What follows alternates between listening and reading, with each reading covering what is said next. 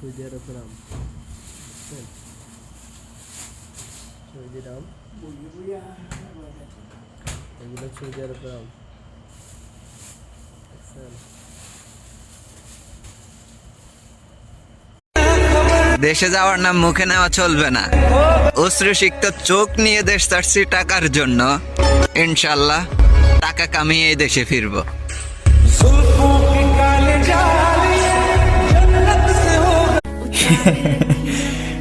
আর দেশ ছাড়া মানুষ আমরা, ভালো থাকা ভুলে গেছি। মিথ্যা হাসিতেই বেঁচে আছি।